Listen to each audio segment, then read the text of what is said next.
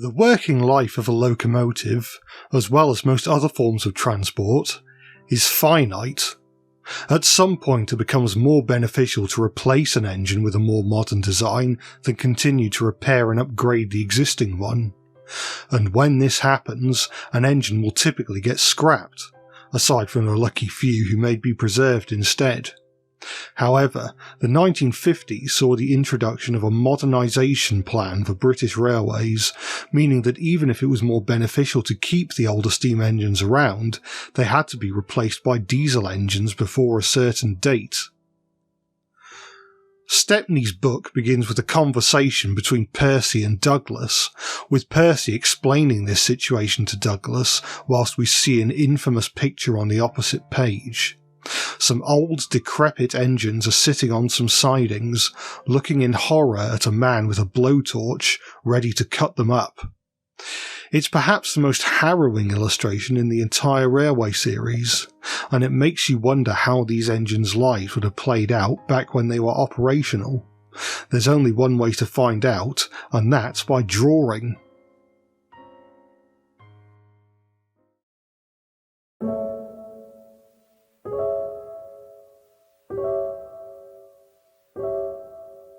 The engine closest to the viewer is probably the only engine in the illustration that looks like something specific. The smokebox design looks very similar to the ones present on engines designed by Harry Wainwright for the South Eastern and Chatham Railway. Ultimately, I went with the C-Class, an 060 tender engine designed primarily for hauling freight trains. With this video, I wanted to stick primarily to engines that were withdrawn from service as part of the modernisation plan. And whilst there were examples of this engine that were withdrawn as far back as 1947, the majority were withdrawn in the years following the introduction of the plan in 1955.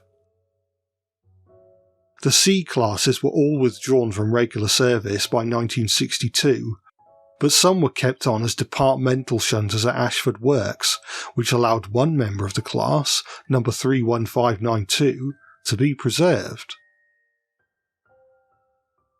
The South Eastern and Chatham Railway didn't name their engines officially, so Cecilia's name would have just been used by herself as well as the engines and staff that worked closely with her. Given that most of the SECR's engine classes were named after letters of the alphabet, I like to think that the engines' names begin with the same letter as their class.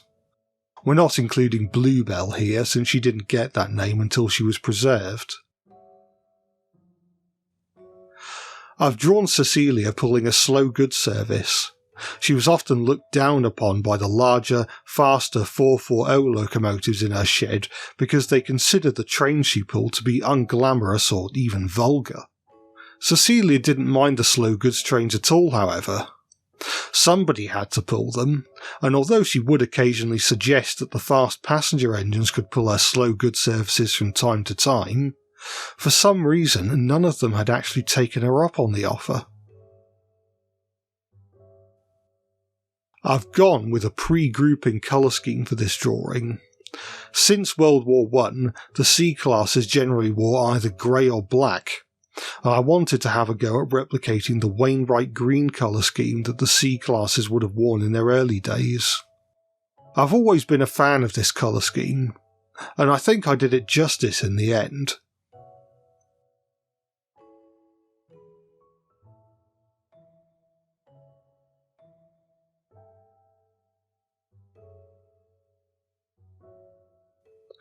And so, with all that said, here is the completed illustration.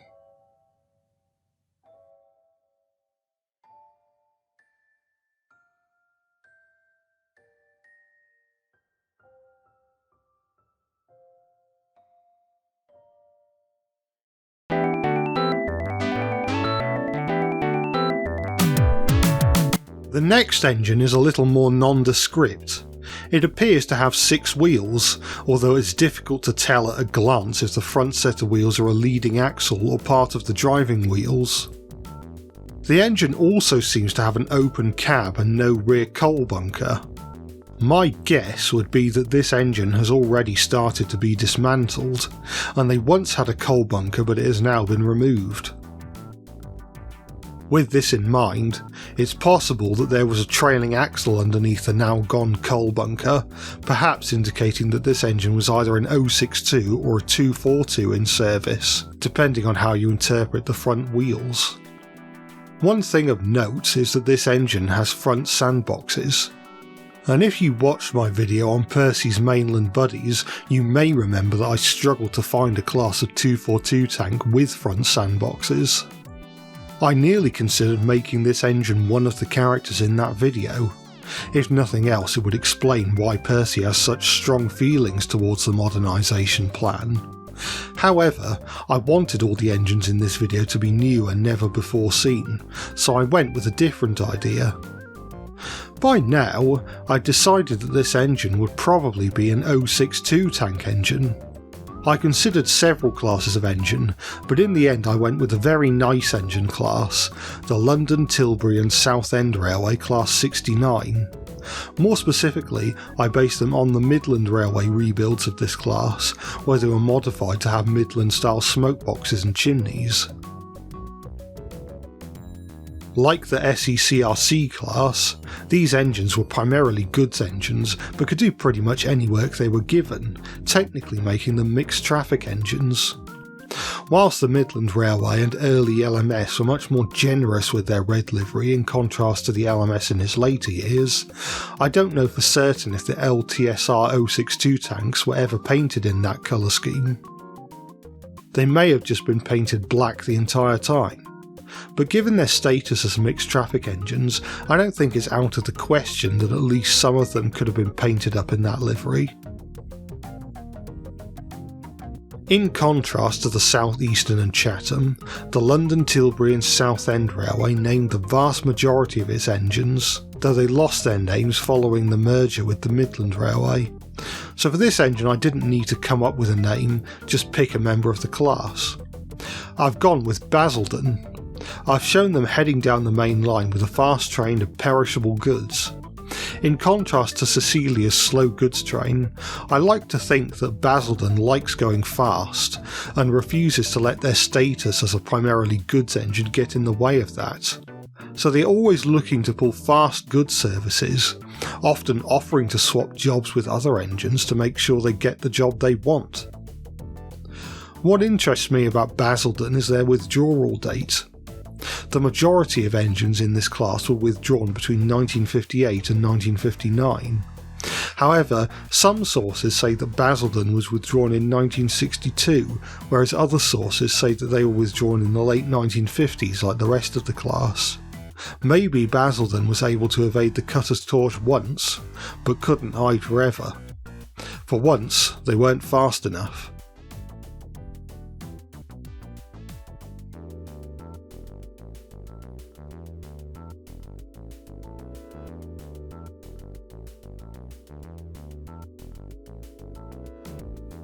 But with that said and done, here is the finished picture.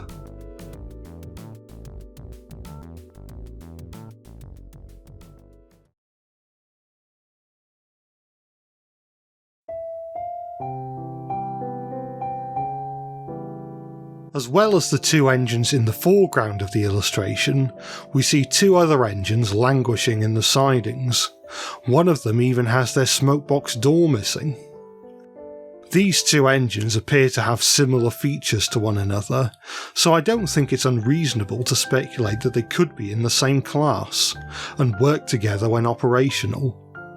Based on what we can see of them, we can assume that they were small tank engines with small boilers and tall funnels. Bearing in mind I wanted to use engine classes that were still around in the 1950s and 1960s, I ultimately decided to base these two engines on the 060 tank engines built for the Great Eastern Railway. Buck is the older of the two engines, having originally been built in the 1890s. Originally a Class R24 or J67 class, he was later rebuilt into the Class S56 or J69. Jumper is of the slightly newer C72 design, hence he has some different details, most notably the different funnel and larger cab with arch-shaped windows.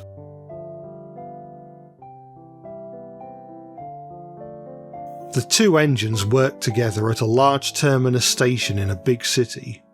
They are primarily tasked with pulling commuter trains, bringing workers to different stations within the city and its outskirts. They also fetched coaches and trucks for the other engines during their downtime.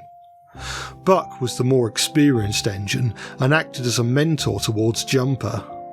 He taught Jumper all there was to know about pulling and shunting trains, but was also conscious about being seen as a boring old fuddy-duddy, and acted as a good friend to Jumper as well as a mentor.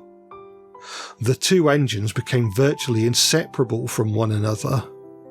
Neither engine wanted to leave the other, so neither of them were relocated, and both remained in the big city, even as newer engines began to replace the other engines around them.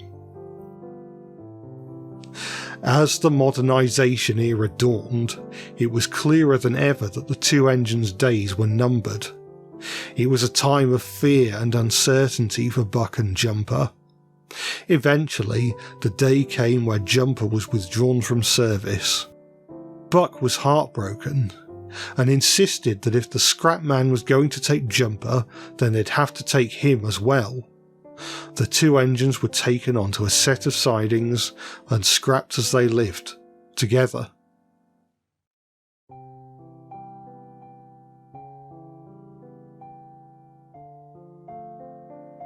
And on that bombshell, here is the finished image.